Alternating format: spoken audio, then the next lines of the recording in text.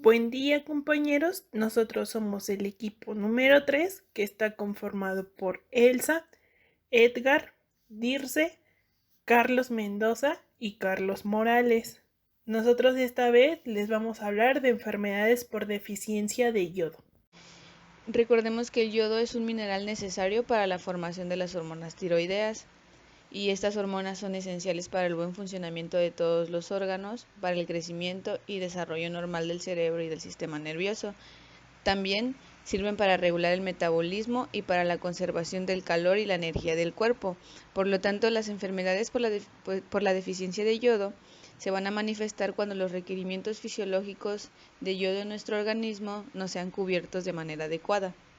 Ahora les hablaré sobre las clasificaciones de enfermedades por deficiencia de yodo de acuerdo a la CIE-10. Una de sus clasificaciones es el síndrome congénito de deficiencia de yodo, que a su vez se subdivide en 4 tipos. El síndrome congénito por deficiencia de yodo nos habla de afecciones endémicas asociadas directamente por la deficiencia de yodo en el medio ambiente o como consecuencia de deficiencia de yodo materna. Algunas de estas afecciones no tienen hipotiroidismo concomitante, pero son consecuencia de secreción inadecuada de la hormona tiroidea durante el desarrollo fetal. También puede asociarse a bociógenos ambientales o alimentos bociógenos. Esto es porque los niveles de yodo en el suelo varían de un lugar a otro y esto determina la cantidad de yodo presente en los alimentos que se cultivan en diferentes lugares y en el agua. Y muchas áreas donde el bocio es endémico ha sido predominante, pues son en mesetas o áreas de montaña o tierras planas lejos del mar. De acuerdo al síndrome congénito por deficiencia de yodo, vamos a tener el de tipo neurológico, de tipo mixedematoso y de tipo mixto y ya. Bien, el de tipo neurológico nos habla de un cretinismo endémico, de tipo neurológico, vaya, que se debe a un hipotiroidismo materno no controlado durante el primer trimestre del embarazo. Y las características de la forma neurológica incluyen un déficit mental, la apariencia característica, que más tarde mis compañeros les van a explicar más adelante, perdón, la incapacidad para caminar o hacerlo pero arrastrando los pies. Hay dificultades para controlar los movimientos exactos de las manos y los pies. Y algunas veces, pero no siempre, se puede encontrar la tiroides agrandada. Y los signos de hipotiroidismo pueden ser o no aparentes en este cretinismo endémico de tipo neurológico. El cretinismo mixedematoso cursa con un hipotiroidismo, defectos del crecimiento y retraso mental, pero no presenta alteraciones neurológicas como en el cretinismo neurológico, que pues como ya lo dije aquí presenta alteraciones neurológicas profundas, como el hecho de no controlar sus movimientos.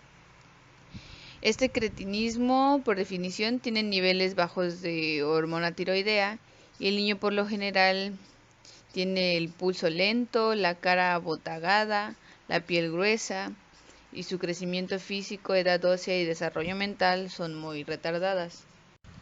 También tenemos el de tipo mixto, que este cretinismo prácticamente es tanto una combinación del tipo neurológico y del tipo mixedematoso. Y al final tenemos otro síndrome, pero que no es especificado.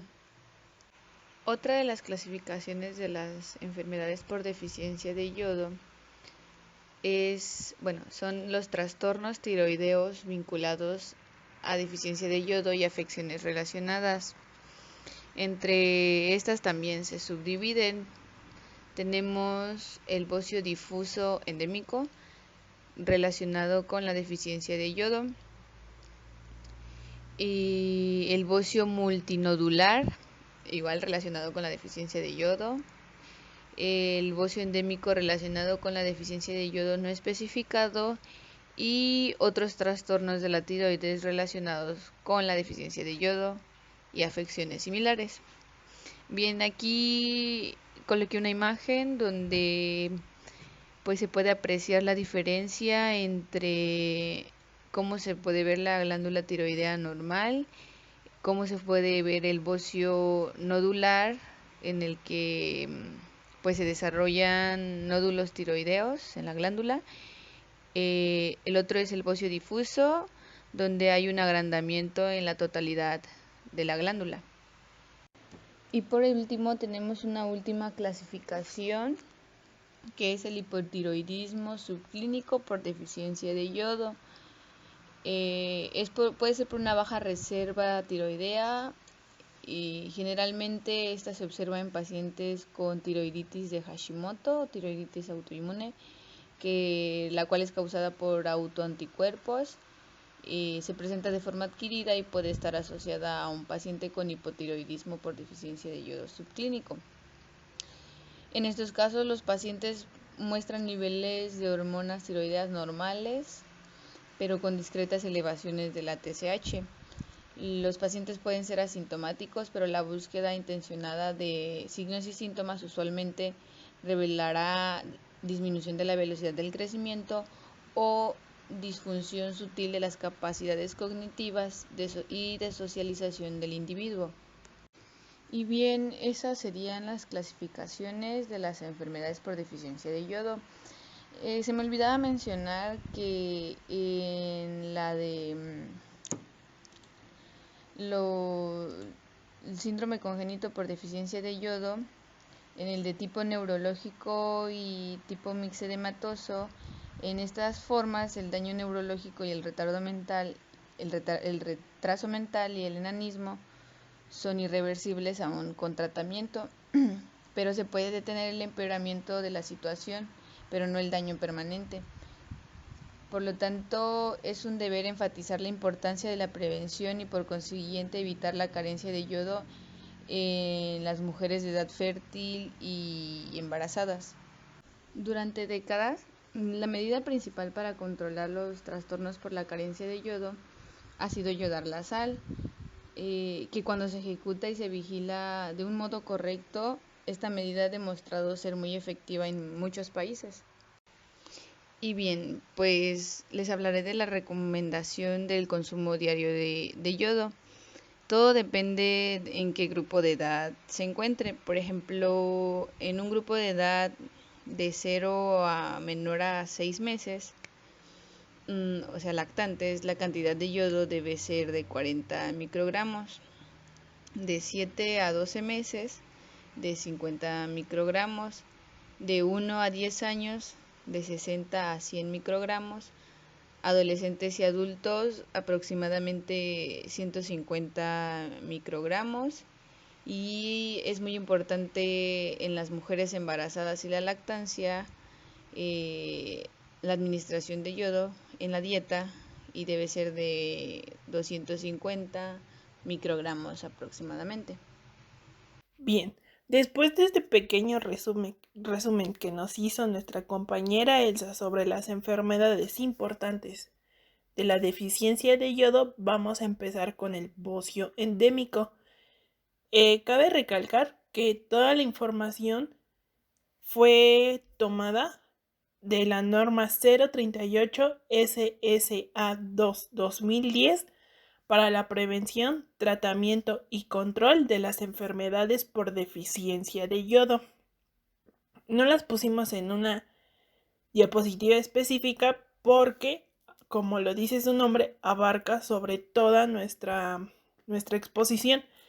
Entonces, de ahí fue donde fue tomada toda la información. Comencemos conociendo un concepto importante para entender el tema. Primero es el bocio, que es el aumento de volumen de la glándula tiroides a expensas de tejido tiroideo. Esto puede pasar por una hiperplasia, un desarrollo de adenomas o carcinoma, que se traduce en una tumoración en la parte anteroinferior del cuello, o también lo podemos decir que es una tumoración en la base del cuello. En el bocio endémico, que es el concepto que realmente nos importa, es el crecimiento de la glándula tiroides vinculado a deficiencia de yodo. Y esto, la norma nos habla de 3 tipos de bocio, que es el bocio difuso, es el agrandamiento de la glándula sin palparse nódulos, a comparación del bocio multinodular, que aparte de haber un agrandamiento de la glándula tiroides, se palpa la exploración física 2 o más nódulos. En el bocio nodular, aparte de un crecimiento de la glándula, se palpa a la exploración física un nódulo. Y en el bocio no especificado, puede ser generalizado o nodular, es una hipertrofia no cancerosa de la tiroides sin hipertiroidismo, hipotiroidismo ni inflamación. Epidemiología. La prevalencia del bocio es variable en función de cada zona geográfica. En las zonas endémicas la prevalencia es mayor, mientras que en las zonas no endémicas la prevalencia es mucho menor. Se considera bocio endémico cuando, sin importar el grado, afecta al 5% o más de la población de niños de entre 6 a 12 años de edad, o bien a 30% de la población o más en un total de una localidad o región. Veremos que la OMS estima que la frecuencia mundial de bocio es alrededor de unos 200 millones, y en algunos países es tan común que se considera una característica física normal. Ahora hablaremos de los factores de riesgo. El primero es la falta de yodo en la dieta. Las personas que viven en áreas donde el yodo es escaso y que no tienen acceso a suplementos de yodo están en un alto riesgo de padecer bocio. Otro factor también es el de ser mujer, debido a que las mujeres son más propensas a trastornos hormonales, a trastornos tiroideos, y pues obviamente por esta cuestión pues son más propensas a tener bocio. La edad también es un factor, los bocios son más comunes después de los 40 años. También abarcamos los antecedentes médicos, antecedentes personales patológicos y antecedentes genéticos. ¿Qué quiere decir? Bueno, pues que obviamente si tienes algún familiar con alguna enfermedad autoinmunitaria, pues aumenta obviamente el riesgo de padecer. También está el embarazo y menopausia, usos de algunos fármacos y la radiación. El riesgo aumenta si te has sometido ya sea a tratamientos de radiación en el área del cuello y también en el pecho, o bien si has estado expuesto a la radiación, ya sea por haber estado en alguna instalación nuclear. Fisiopatología. El desarrollo de bocio es debido fundamentalmente a un aumento en la replicación de las células foliculares tiroideas, contribuyendo poco al crecimiento tiroideo, el aumento del tejido intersticial y coloideo. En lo que se refiere a los mecanismos patogénicos responsables de dicho aumento de replicación, han sido implicados diversos factores como secreción aumentada de hormona estimuladora de la tiroides, que es la TSH, factores de crecimiento como IGF-1, factor de crecimiento epidérmico o EGF, factor de crecimiento de fibroblastos o FGF, inmunoglobulinas estimuladoras, factores angiogénicos, expresión aumentada de protooncogenes, entre otros. Estos factores podrían actuar separada o conjuntamente a través de complejos mecanismos de interacción. De ellos, la TSH es considerada el principal factor patogénico implicado. La secreción aumentada de esta hormona se produciría secundariamente a un trastorno tiroideo en la síntesis hormonal tiroidea, o más raramente de forma primaria por patología hipofisiaria. Así, la estimulación por TSH tendría un importante papel en la patogenia de los bocios yododeficientes, ya que el déficit de yodo ocasionaría un descenso en la síntesis y secreción de T4 y T3, dando lugar a un incremento en los niveles plasmáticos de TSH, la cual estimularía el crecimiento tiroideo. Sin embargo, este papel patogénico de la secreción aumentada de la TSH tendría lugar en fases iniciales de la bociogénesis y durante un periodo corto de tiempo, lo cual explicaría el hecho de que la mayoría de los pacientes con bocio tienen niveles plasmáticos de TSH dentro del rango normal. Por otra parte, habría que señalar que hechos tales como que un bocio pueda crecer a pesar de la administración exógena de T4 en dosis que reducen los niveles plasmáticos de TSH por debajo del límite inferior de la normalidad, sugeriría la concurrencia de otros factores estimuladores además de la TSH, que podrían regular el proceso de proliferación y diferenciación celular.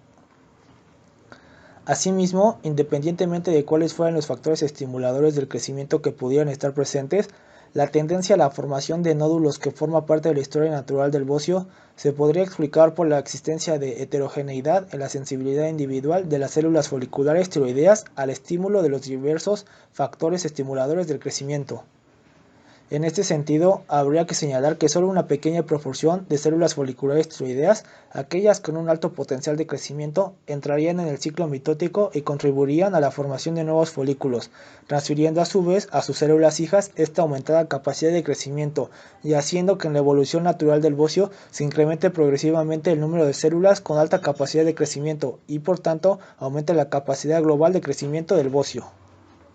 Por otra parte, los quistes coloides, característicos del bocio simple, se originarían por la fusión de folículos distendidos, mientras que la aparición de áreas de necrosis hemorrágica en el seno del bocio se debería a que la red capilar que se va formando para abastecer al creciente tejido tiroideo es a menudo frágil e insuficiente.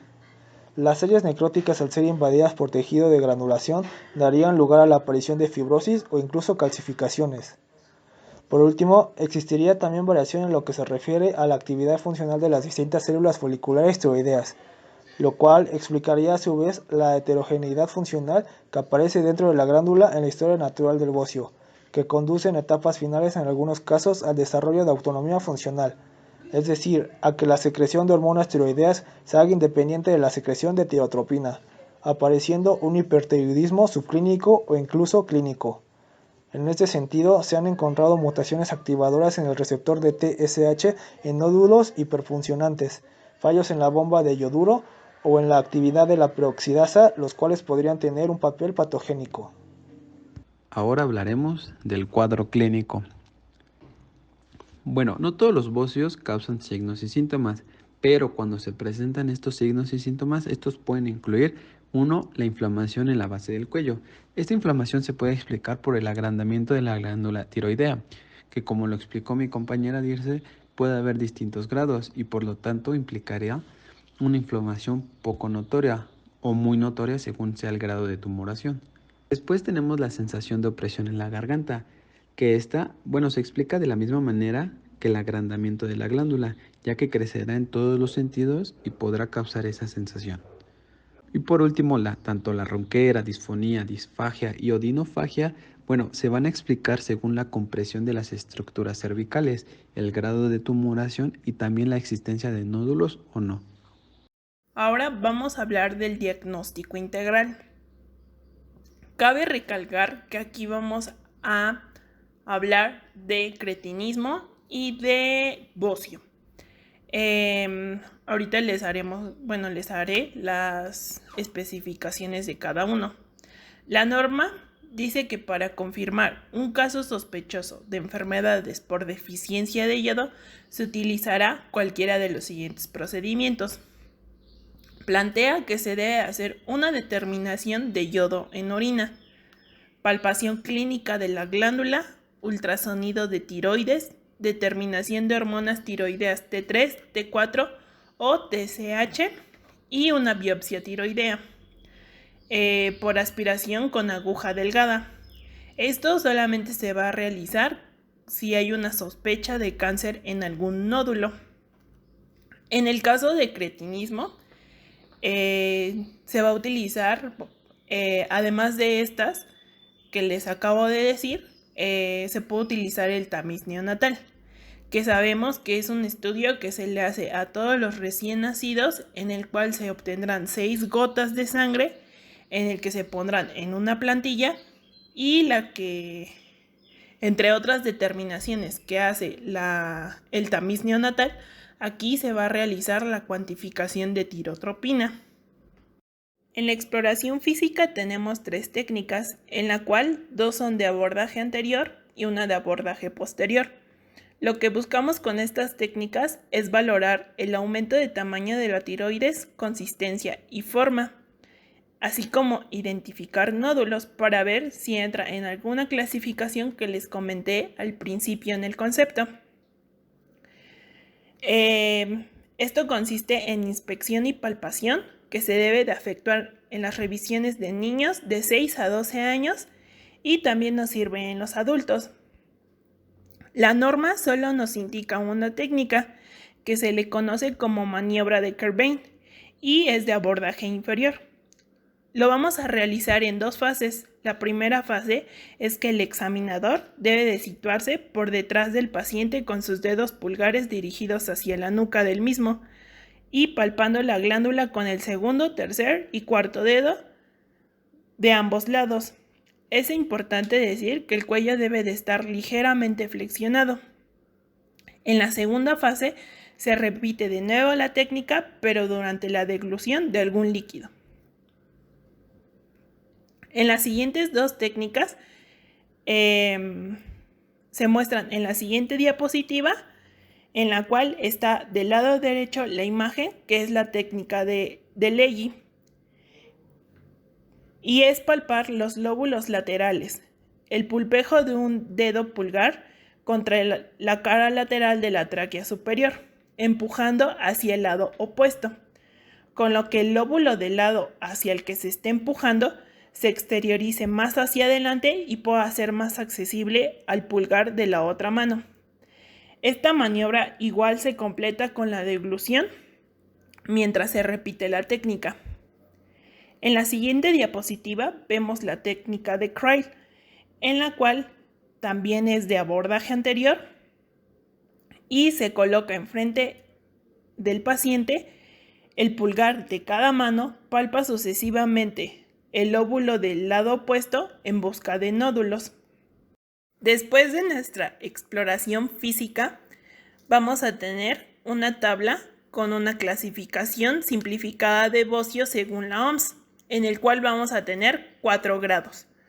En el grado 0, la característica es que no hay bocio palpable ni visible. En el grado 1 vamos a tener que dividirlo en dos, 1A y 1B. Sí va a haber tiroides palpable. En el 1A va a ser un bocio palpable, pero no visible, con cuello en extensión. En el 1B va a haber un bocio palpable y visible con cuello en extensión. En el grado 2 va a haber una tiroides visible con el cuello en posición neutra. Es decir, no tendremos que hacer una extensión, enseguida lo vamos a identificar. Y en el grado 3 es un bocio grande que se ve a distancia. Otro estudio que nos va a ayudar es el ultrasonido. Esto nos va a indicar que si el volumen de la tiroides es superior al percentil 97 para edad y sexo, va a aumentar la probabilidad de una normalidad bioquímica. Entonces, en cuanto a lo bioquímico, vamos a tener 3 indicadores principalmente, que es el yodo urinario, la tiroglobulina sérica y el TSH neonatal. En cuanto al yodo urinario, se considera que una población presenta deficiencia leve cuando la media es de 50 a 99 microgramos sobre litro, moderada entre 20 a 40 microgramos sobre litro y grave cuando es menor de 20 microgramos sobre litro. La tiroglobulina sérica es un indicador de deficiencia de yodo tanto en niños como adultos. Es decir, nos va a ayudar también en el cretinismo. Se considera leve entre 10 a 19.9 nanogramos sobre mililitro, moderada si está entre 20 a 39.9 nanogramos sobre mililitro y grave cuando es mayor a 40 nanogramos sobre mililitro. En el TSH neonatal vamos a tener que puede ser mayor a 5 microunidades en sangre, pueden sugerir deficiencia de yodo, ya que se ha visto que en zonas con ingesta adecuada de yodo, menos del 3% de los recién nacidos tienen niveles superiores de 5. En el caso del tratamiento integral, vamos a tener un plan dietético, un plan farmacológico y un plan quirúrgico.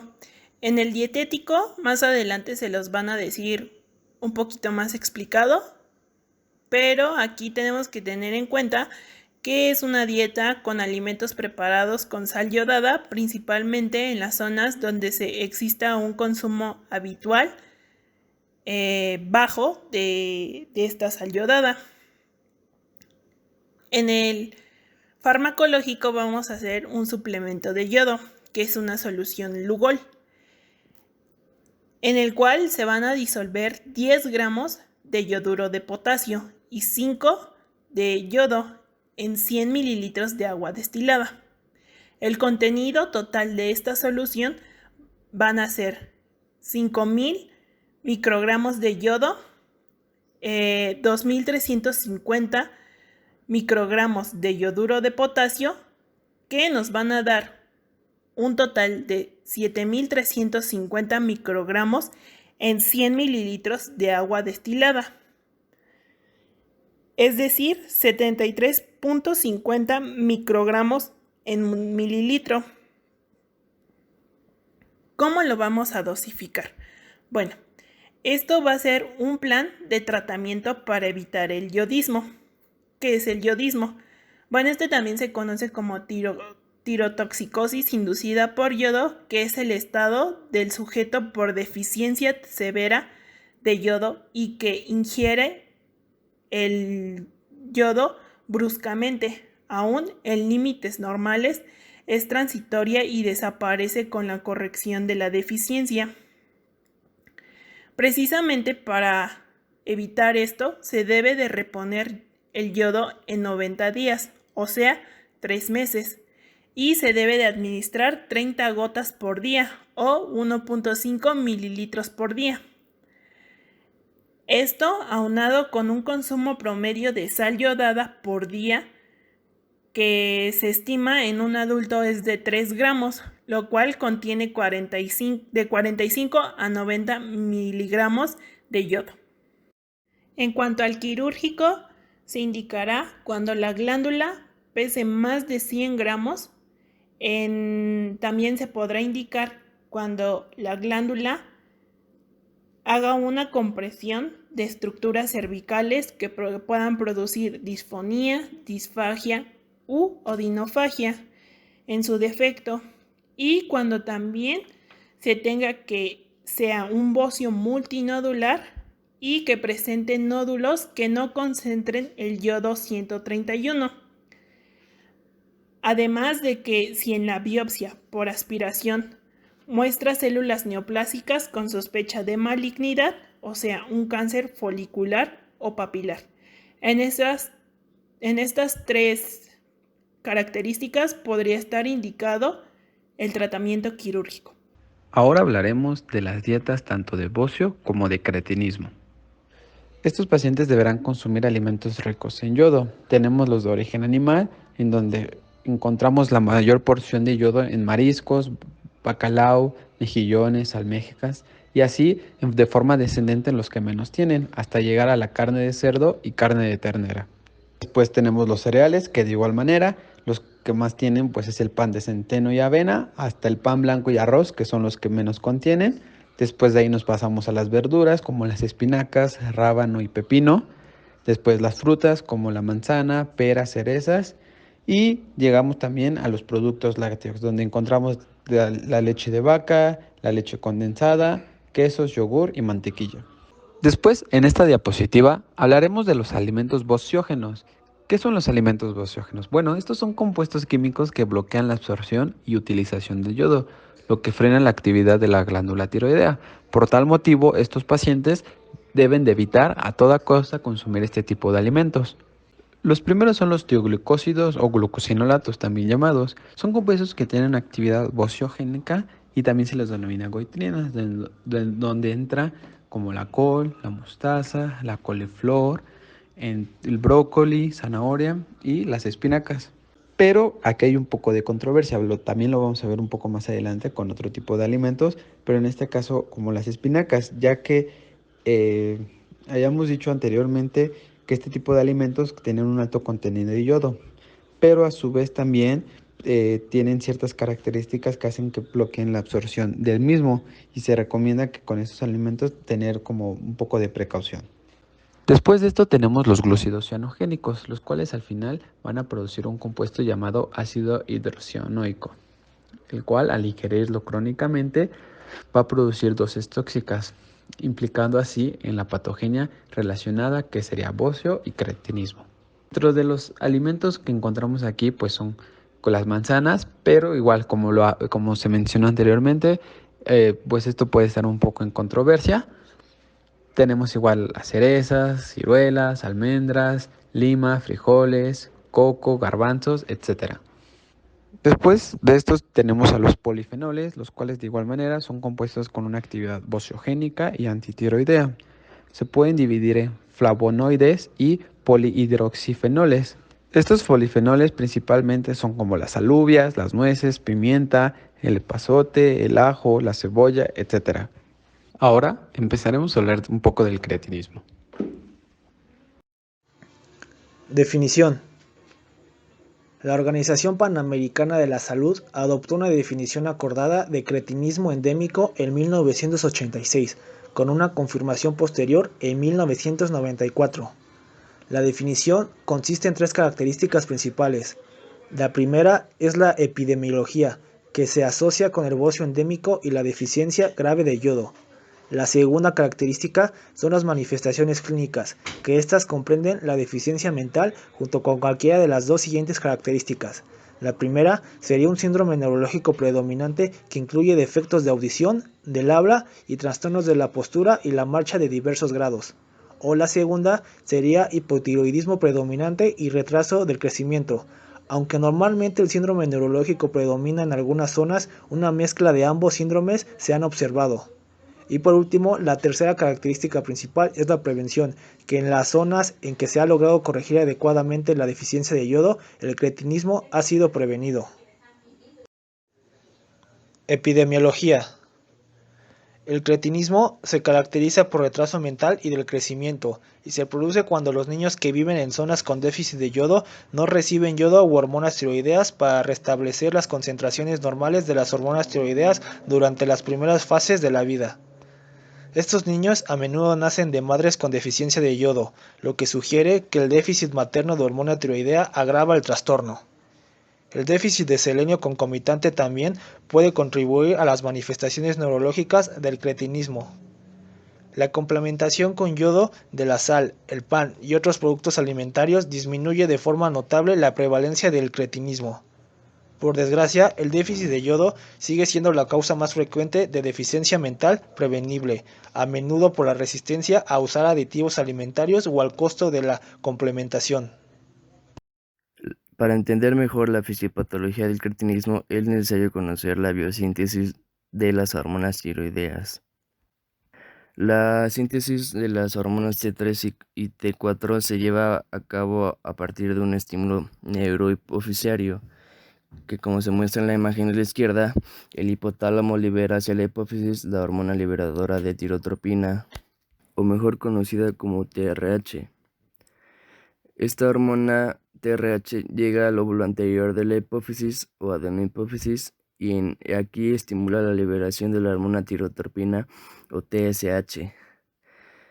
Esta hormona a su vez estimula en la tiroides la síntesis o la liberación de las hormonas T3 y T4. La regulación de este proceso se lleva a cabo por las hormonas T3 y T4 libres, que posteriormente veremos a qué me refiero con esto, pero si se encuentra una mayor cantidad de hormona T3 y T4 libres, esto inhibe la liberación y la síntesis de las hormonas tirotropina y la hormona liberadora de tirotropina. Entonces inhibe así el estímulo para que la tiroides biosintetice las hormonas T3 y T4 y no haya un aumento de esta en la circulación y provoque así el hipertiroidismo, pero en este caso nos estamos basando en el hipotiroidismo. Bien, ahora viendo un corte histológico de la tiroides, pues vemos que las células epiteliales de la tiroides forman un conglomerado y esas células epiteliales son las encargadas de producir o sintetizar las hormonas T3 y T4. Esas hormonas se almacenan dentro del conglomerado y el lugar donde se almacenan recibe el nombre de coloide. Agrandando el corte histológico de la tiroides podemos observar que aquí tenemos la célula epitelial con su membrana apical que da hacia el coloide y su membrana basal que da hacia el vaso sanguíneo. En este caso la membrana apical es la de la derecha y la membrana basal la de la izquierda. Entonces ahora veremos cómo comienza todo este proceso de biosíntesis de las hormonas. Y el proceso empieza con el yoduro inorgánico en la circulación, que es obtenido a través de la dieta o bien la desyodación de la T3 y la T4 en la periferia, que más adelante explicaré a qué me refiero con esto.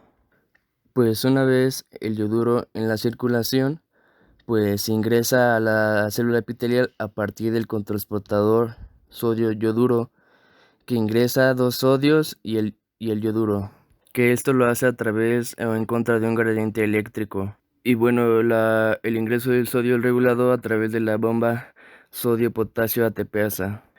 Una vez el yoduro en el citoplasma de la célula, se transporta hacia el coloide a través de la proteína transportadora llamada pendrina. Y lo que hace esta proteína es transportar el yoduro hacia el coloide e ingresar hacia la célula cloro. Y una vez el yoduro en el coloide, este atraviesa por 3 fases. Una que es la de oxidación, la otra es la de organización y acoplamiento. En la fase de oxidación se toma peróxido de hidrógeno que se encuentra en el coloide y se junta con el yoduro. Esto es gracias a la ayuda de la peroxidasa tiroidea o TPO o tiroperoxidasa, y así se lleva a cabo la oxidación del yoduro y se convierte en yodo. Y mientras tanto, en el retículo sarcoplásmico rugoso y en el aparato de Golgi se empiezan a producir la tiroglobulina. Esta tiroglobulina tiene muchos residuos de tirosina y una vez sintetizada ingresa hacia el coloide por exocitosis. Y una vez en el coloide, la tiroglobulina se une con sus residuos de tirosina al yodo, y esto es gracias otra vez a la enzima peroxidasa o TPO. Ahora, en la fase de organificación, pues como la tiroglobulina se unió con su residuos de tirosina al yodo, ahora se encuentran formadas las hormonas monoyodotironina o diyodotironina, o vulgarmente conocidas como T1 y T2 respectivamente. Y en el proceso, la fase de acoplamiento, la tiroglobulina tiene una monoyodotironina con una diyodotironina y forma así la hormona triyodotironina o T3.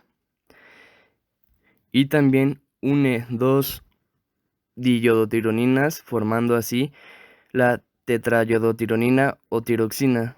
Entonces en sus residuos de tirosina pues ya se encuentran todas las hormonas, tanto la monoyodotironina, diyodotironina, triyodotironina y tiroxina. Una vez más, o una vez que ya está sintetizadas esas hormonas, pasan otra vez al citoplasma de la célula epitelial a través de un proceso de pinocitosis. Y una vez que ya está en el citoplasma, la tiroglobulina libera las hormonas T3, T4, T1 y T2, pero las hormonas T1 y T2, a través de una desyodasa, hidroliza estas hormonas, permitiendo así la reutilización de yodo y tirosina para que sean reutilizados en la síntesis o las síntesis posteriores de las hormonas tiroideas. Y las hormonas T3 y T4 pasan a la circulación de manera simple gracias a su liposolubilidad. Bueno, se me olvidó mencionar que la liberación de las hormonas T3, T4, T1 y T2 en el citoplasma de la célula epitelial gracias a las proteasas. Una vez en la circulación, la T3 y la T4 se unen principalmente a la globulina fijadora de tirosina o TBG. Sin embargo, también existen otras proteínas que transportan esas hormonas como la prealbúmina y la albúmina, pero mayormente el transporte de esta es por la TBG. Alrededor del 90% de las hormonas sintetizadas se encuentran pues ya sea unidas a la TBG o a otras proteínas transportadoras, y el porcentaje restante se encuentra de manera libre. Y a este porcentaje que se encuentra de manera libre es la que se encarga a la regulación de la biosíntesis de las hormonas tiroideas en el eje hipotálamo hipoficiario. Bien, pues ahora en un total de las hormonas sintetizadas, cerca del 20% corresponden a la hormona T3, y un total cerca del 80% corresponde a la hormona T4. Sin embargo, como todos sabemos, la forma activa o la que tiene la actividad es la hormona T3. Y como hay una mayor cantidad de hormona T4 en los órganos blancos, en los tejidos en los que va a actuar, es necesaria la presencia de la enzima 5-iodinasa, que esta convierte la T4 en la T3, y para que posteriormente la T3 tenga su efecto en los órganos. Y como dato curioso, la T3 tiene una vida media de 10 horas y la T4 alrededor de 7 días. Y esto es porque la T3 tiene mayor afinidad a los receptores nucleares que a la proteína transportadora, o sea, presenta una vida media menor, y también la afinidad hacia los receptores nucleares le permite realizar sus funciones, como son la transcripción de genes, aumentar el metabolismo de carbohidratos, el metabolismo de lípidos, actuar como coenzima en el metabolismo de ciertas vitaminas, entre otros. Existen ciertos factores en los cuales pues provocan la liberación de estas hormonas o provocan la inhibición de estas hormonas. Factores estimulantes son la liberación de la TSH, algunas inmunoglobulinas estimulantes de tiroides, o sea que estimulan a los receptores de TSH para la formación de las hormonas, un aumento de la proteína transportadora TBG, provocando la disminución de las hormonas libres. Entonces hay un menor porcentaje de hormonas libres, no pueden inhibir al eje hipotálamo hipoficiario, entonces hay una mayor estimulación de TSH y hay una mayor producción de hormonas tiroideas. Y los factores inhibitorios pues son una disminución de la proteína transportadora TBG, porque la hormona se encuentra en una mayor proporción de hormona libre, provocando así la inhibición del eje hipotálamo hipoficiario para que sintetice las hormonas tiroideas. Y otro de los factores inhibitorios que nos compete en este caso es la carencia de yodo. Como vimos en la síntesis de estas, el yodo es un elemento precursor indispensable para la formación de las hormonas tiroideas. Entonces, si hay una carencia del yodo, hay una carencia de la síntesis de las hormonas tiroideas. Esto a su vez desencadena o provoca que la hormona TSH estimule demasiado a la tiroides para la síntesis de esas hormonas y provoque el aumento del volumen, o sea, bocio. Pero este bocio en el cretinismo va a ser menor, y no en todas las clasificaciones del cretinismo se va a presentar el bocio. Y bien, ahora hablando de los factores de riesgo, estos factores de riesgo se clasifican en dos: esporádicos y endémicos. Estos pueden estar presentes tanto en la madre como en el niño. Hablaremos primero de los factores esporádicos, que a su vez se pueden dividir en dos.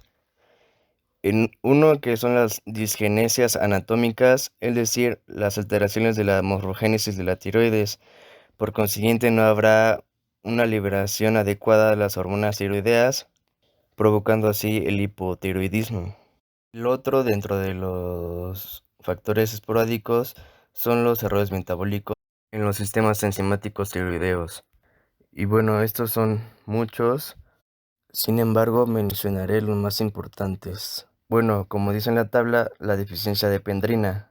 ¿Y esto por qué provocará hipotiroidismo? Pues como vimos en la biosíntesis de esta, la pendrina es necesaria para que el yoduro pase o sea transportado hacia el coloide y posteriormente pues todo el proceso que vimos. Entonces si esto no sucede, pues la tiroglobulina no se une con el yodo y no provoca o no, como resultado hay una inhibición en la biosíntesis de hormonas tiroideas.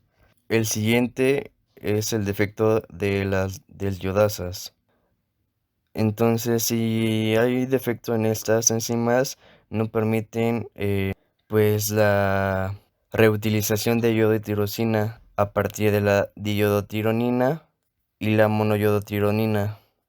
O sea que no hay como suficiente material para la síntesis de las hormonas tiroideas.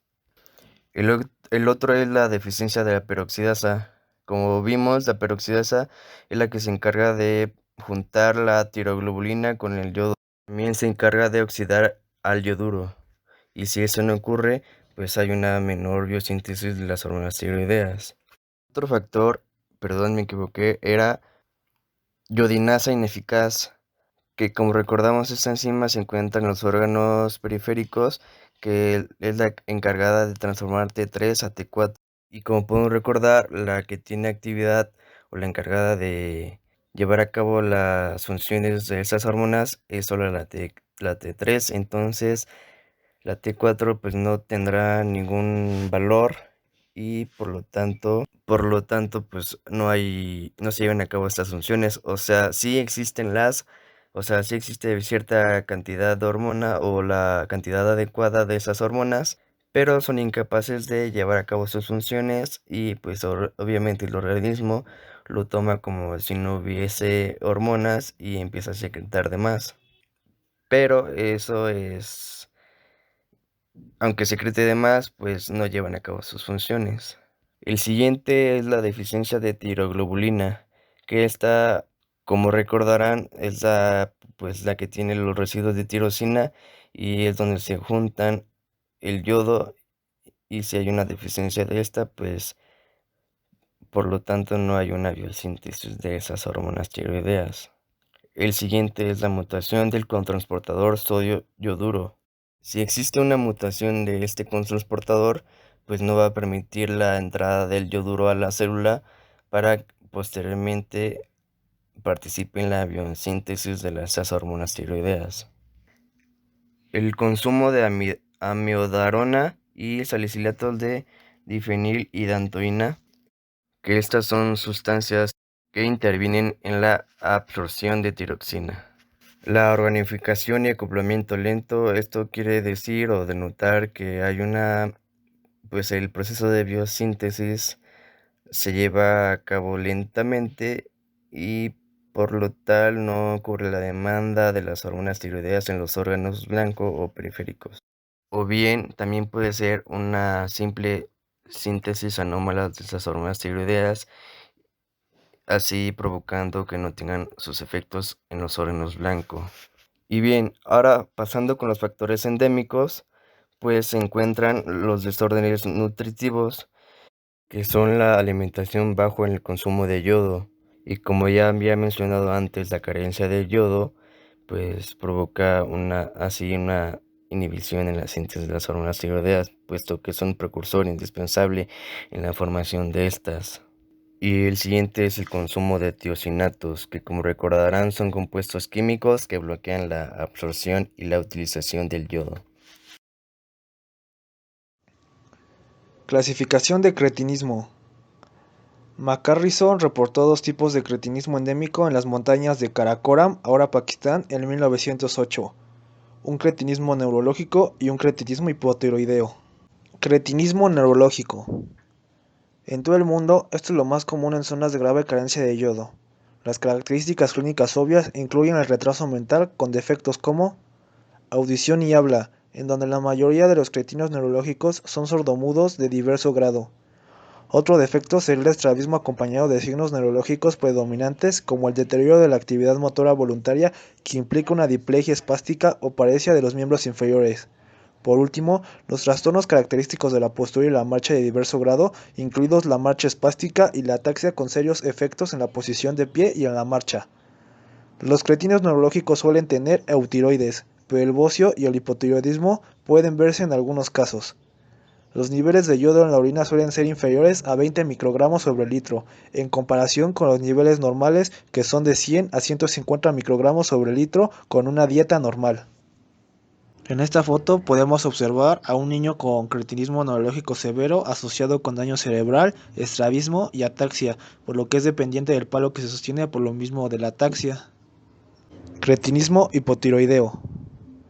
El hipotiroidismo severo o de larga duración es predominante en este tipo de cretinismo, con las siguientes características: enanismo, mixedema, piel seca, hinchada o engrosada, escasez de pelo y uñas, voz profundamente ronca, retraso sexual, maduración retardada de partes del cuerpo, retraso del crecimiento de los huesos, músculos abdominales débiles, función intestinal inactiva y reflejos tendinosos retrasados.